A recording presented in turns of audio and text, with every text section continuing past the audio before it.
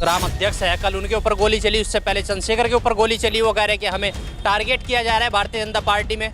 अगर किसी को गोली मारनी तो सामने सीने में मारता ना, सामने सीने में गोली मारता या उसको जान से मारता।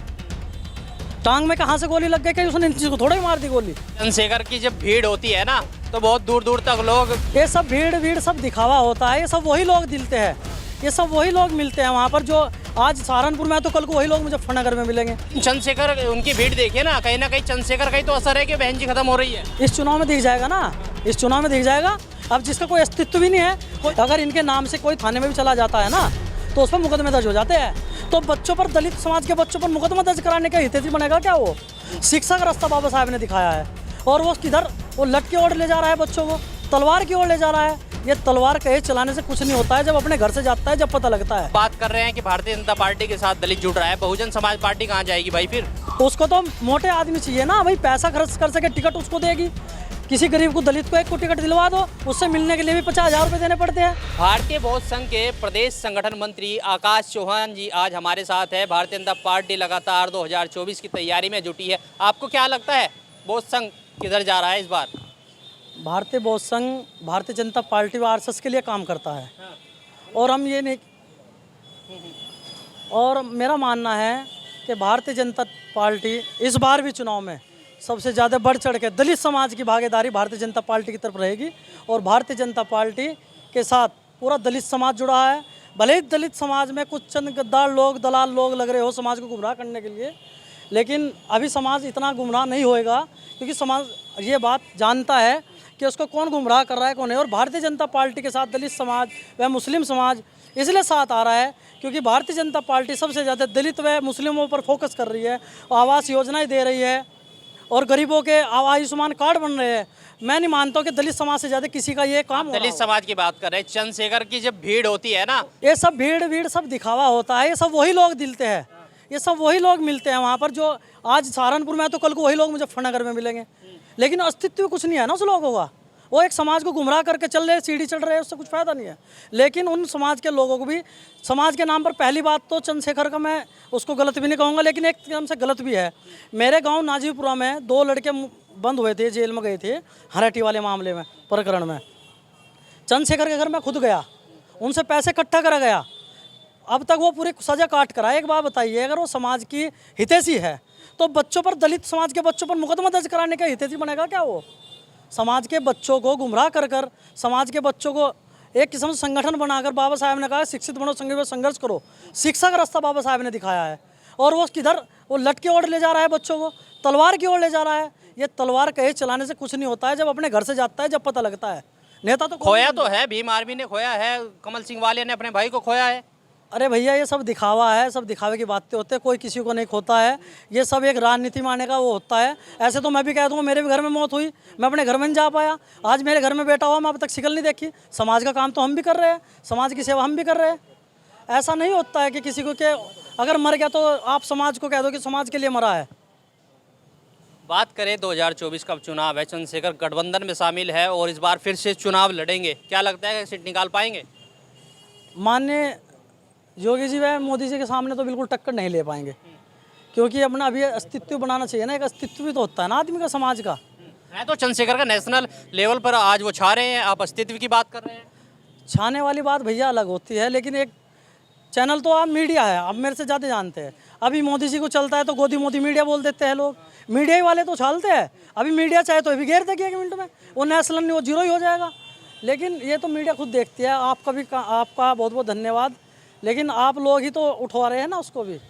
आप मेरी वीडियो चलाओगे, मुझे उठा दोगे, तो मीडिया तो ये है। अब मैं उसके खिलाफ बोलूँ, मेरा मानना ये। चंद्रशेखर के जो कार्यकर्ता है, ग्राम अध्यक्ष है, कल उनके ऊपर गोली चली, उससे पहले चंद्रशेखर के ऊपर गोली चली। वो कह रहे हैं कि हमें टारगेट किया जा रहा है भारतीय जनता पार्टी में।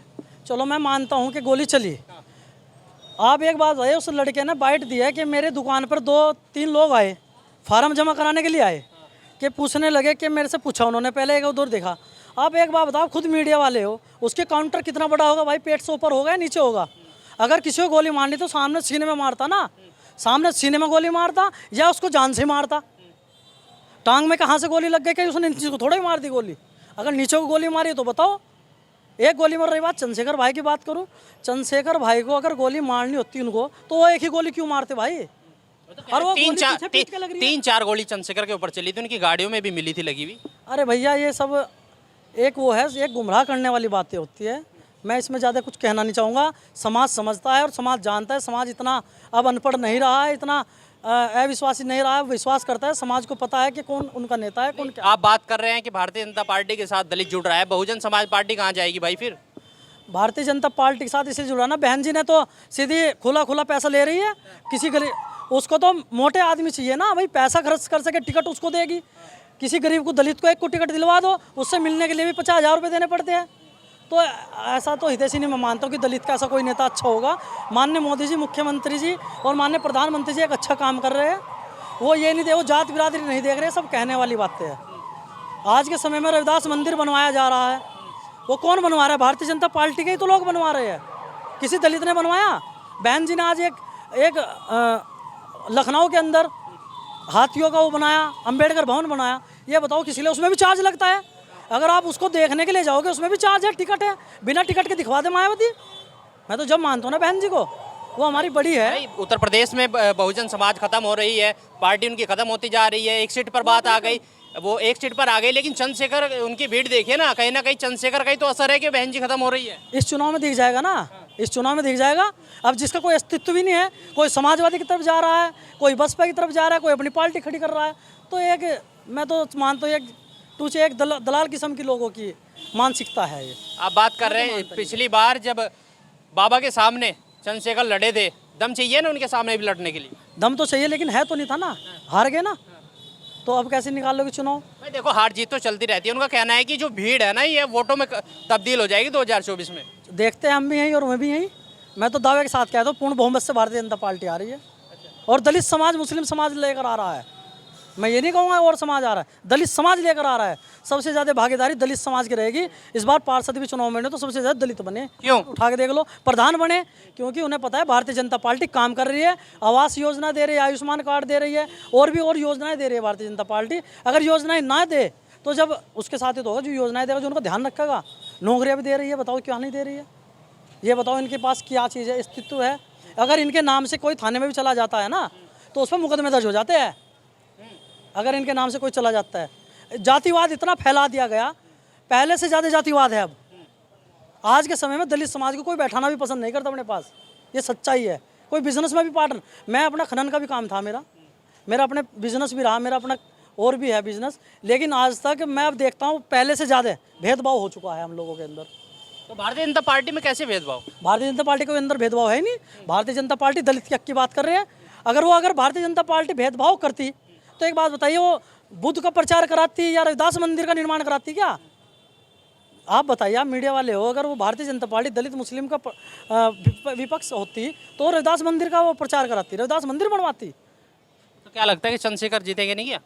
देखो मेरे लिए तो नामुमकिन है, लेकिन देखो मेरा उसको बहुत बहुत बधाई, मेरा भाई जीतता, कोई दिक्कत नहीं है। देखिए, ये थे बौद्ध संघ से आकाश चौहान जी। इन्होंने कहा है कि चंद्रशेखर केवल भीड़ इकट्ठी कर सकते हैं, और वो भी भीड़ इन्होंने बताया कि सहारनपुर जनपद की ही वो कहीं ना कहीं जहाँ भी जाते हैं भीड़ यहीं से लेकर जाते हैं। लेकिन चंद्रशेखर इस बार गठबंधन में है और चुनाव लड़ेंगे। हालांकि जो भीड़ उनके साथ है उसको वोटों में कन्वर्ट कर पाते हैं या नहीं।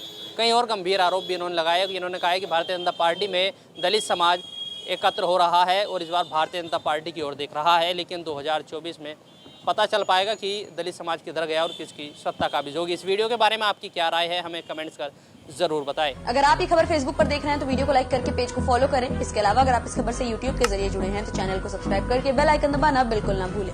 नमस्कार।